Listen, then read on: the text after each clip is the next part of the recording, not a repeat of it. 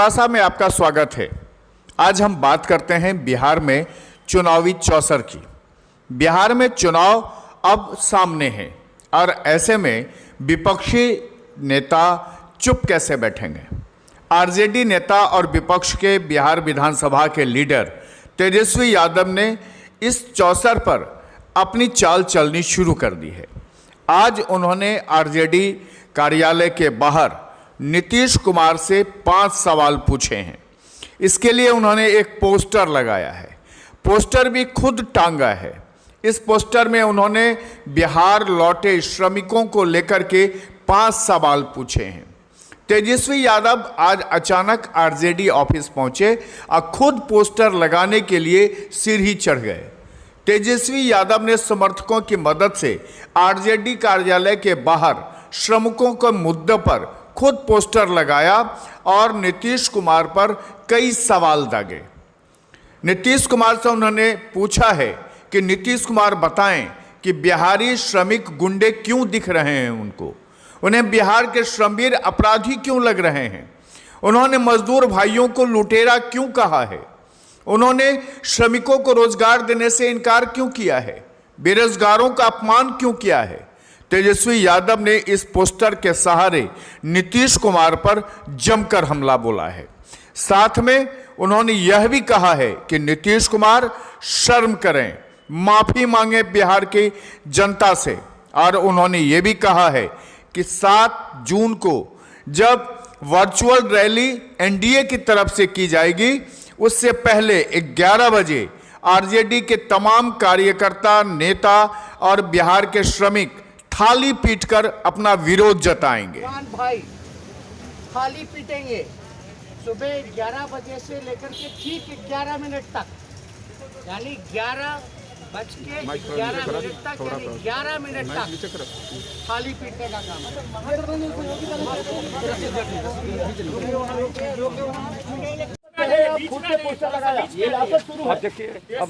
अभी देखो इनका, देखिए ये जो चिट्ठी का जो डीएनए है इसमें खोट है।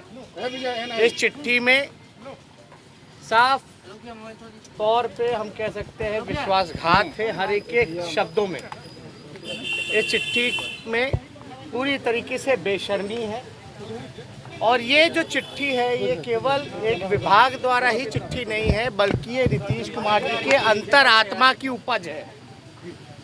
ये चिट्ठी का एक एक वाक्य, एक एक शब्द नीतीश कुमार जी के अंतरात्मा का उपज है।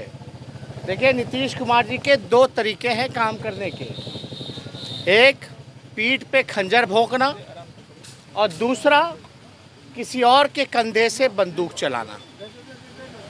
और हम मानते हैं कि इस चिट्ठी के डीएनए में खोट है, यह अमानवीय है और बिहार के लोगों का, गरीबों का मजाक उड़ा रहा है। इसलिए जो सरकार के दिल में क्या है वो जो है सबके सामने आ गया, तो हमको लगता है कि जन जन तक इसको बताना पड़ेगा। और आदरणीय नीतीश कुमार जी को आगे आकर के बिहार की जनता, खास तौर पे जो हमारे श्रमिक भाई हैं, उनसे माफ़ी मांगनी पड़ेगी। बिहार के हर एक गरीब से माफ़ी मांगनी पड़ेगी। सरकार ने तो मान ली गलती हुई है उनसे। सरकार, देखिए इतनी बड़ी गलती, ये मतलब कि ये चिट्ठी में आप लिख कैसे सकते हैं। गलती मानने में जो है आप जो है 29 तारीख की चिट्ठी है, आप पता नहीं कल ही जब प्रेस कॉन्फ्रेंस कर रहे थे तो कल ही जो है माफ़ी मांग रही है सरकार। तो ये कुछ समझ में नहीं आ रहा कितना टाइम लग गया इनको माफ़ी मांगने में, और ये गलती कर कैसे सकते हैं। एक चिट्ठी अगर सर्कुलेट हुआ है तो आप देखिएगा 3-4 लेवल में वो चिट्ठी जो है गई है, 3-4 लेवल में वो गया है चिट्ठी। कितने लोगों के हस्ताक्षर हैं उस चिट्ठी में, और कोई ऐसी गलती कर भी कैसे सकता है। तेजस्वी यादव के इस चुनावी राजनीति पर पूरे बिहार में अचानक राजनीति गर्मा गई। दरअसल तेजस्वी आज खुद पहुंचे थे आरजेडी कार्यालय। उन्होंने खुद सीढ़ी मंगवा करके पोस्टर टांगा था, नीतीश कुमार से कई सवाल कर दिए और साथ में उन्होंने सुशील मोदी पर भी निशाना साधा। उन्होंने निशाना साधा चिराग पासवान पर भी और पूरी तरह से यह बताने की कोशिश की कि जो 30 लाख बिहार के लोग बिहार वापस आए हैं उनका अपमान किया है नीतीश कुमार ने, उनको शर्मसार किया है, उनके साथ धोखाधड़ी किया है, उनको अपराधी बताया है।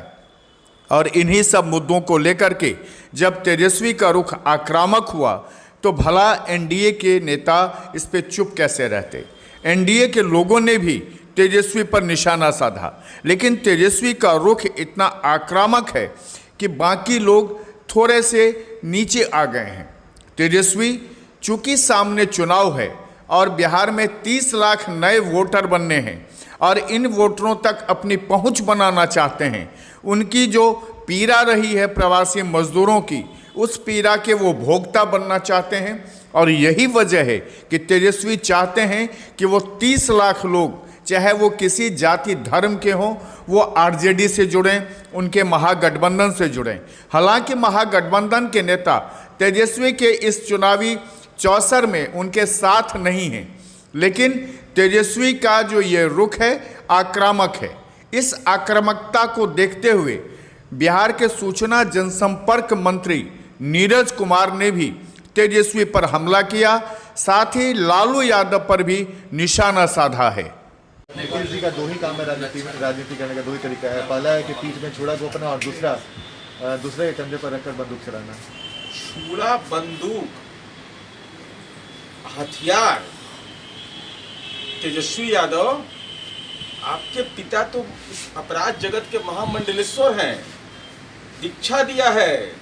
कोई बेऊ जेल में करा रहा है, कोई तिहाड़ जेल में करा रहा है। हाँ, जो भ्रष्टाचारी होता है, जो राजनीति में संपत्ति सृजन करता है, जो माननीय नीतीश कुमार जी की कार्यशैली पारदर्शी तरीके से जनता के हर तबके की सेवा करने का जो मूल मंत्र है, इसका एहसास हुआ होगा आपको ना, कि जब आपने कोशिश की तो हम लड़ते हैं तो सीधा लड़ते हैं, फ्रंट से, पीछे से नहीं लड़ते हैं। ये संस्कृति तो आपकी है कि चूंकि आपके पिता होटवार जेल के कैदी नंबर 3351 राजनीति में पद देते थे, अब पीछे से जमीन लिखवा लेते थे, संपत्ति लिखवा लेते थे, उनको बेदखल करते थे संपत्ति से। तो लड़ते हैं तो दिल से, पीठ पर और कलेजा पर नहीं। राजनीति में सिद्धांत पर जो चुनौती होता है तो सीधा कलेजा से भिड़ा कर करके जनता की ताकत के बदौलत लड़ते हैं। ये छुरा, बंदूक, 47, 48, ये सब तो आपका राजनीति का वंश गोत्र है, वही याद आ गया क्या? राजनीति में और प्यार में सब कुछ जायज है। तेजस्वी यादव का यह जो एक नया एक्शन है, इस एक्शन से निश्चित तौर पर बिहार के लोग जो नीतीश कुमार के खिलाफ हैं वो तेजस्वी के साथ जुड़ने को तैयार होंगे। लेकिन तेजस्वी खुद ही महागठबंधन के भीतर आपसी विवाद में उलझे हैं। ऐसे में पहले उनको महागठबंधन की दरारों को ठीक करना होगा, तभी पर वो नीतीश कुमार पर अटैक कर पाएंगे। पटना से अनु प्रकाश और विनय तिवारी की ये खास रिपोर्ट।